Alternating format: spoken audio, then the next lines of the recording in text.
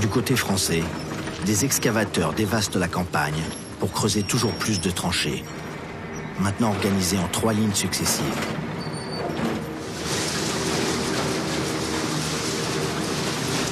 La tranchée de première ligne est la plus dangereuse. C'est celle où la mortalité est la plus grande. L'ingéniosité humaine n'a pas de limite quand il s'agit de tuer. Quand l'ennemi est caché dans la tranchée d'en face, tout est bon pour lui envoyer des explosifs.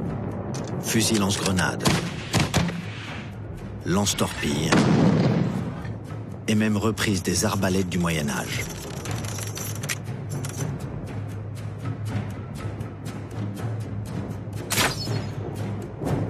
Jusqu'aux lance-pierres géants des soldats britanniques, comme leur plum pudding, un projectile étrange, à peine plus dangereux pour l'ennemi que pour les servants.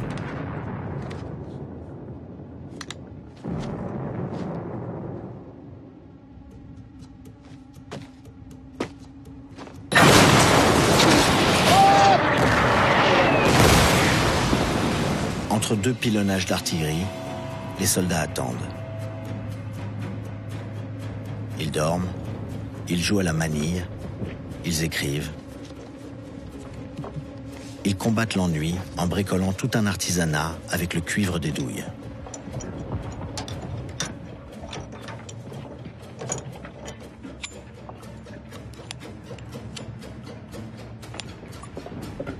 Ils aménagent des abris auxquels ils donnent des noms évocateurs, comme cette Villa de la Dèche, le dénuement total. L'odeur est indescriptible.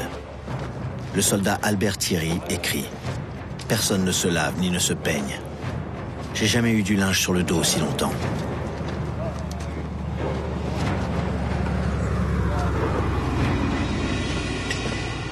Les soldats rentrent la nuit dans leur abri souterrain. L'un d'eux s'est bricolé une cage pour se protéger des rats.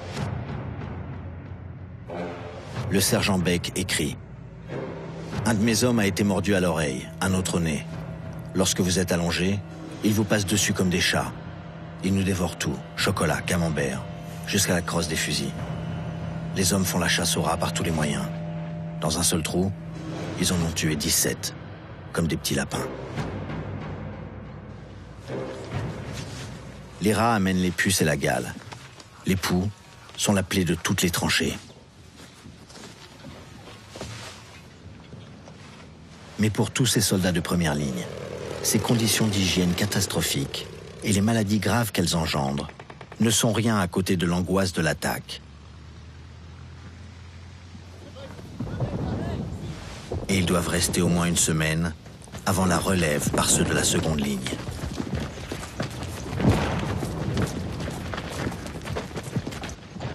Après les assauts, les survivants de la première ligne repartent avec leurs blessés par des fossés étroits, appelés les boyaux.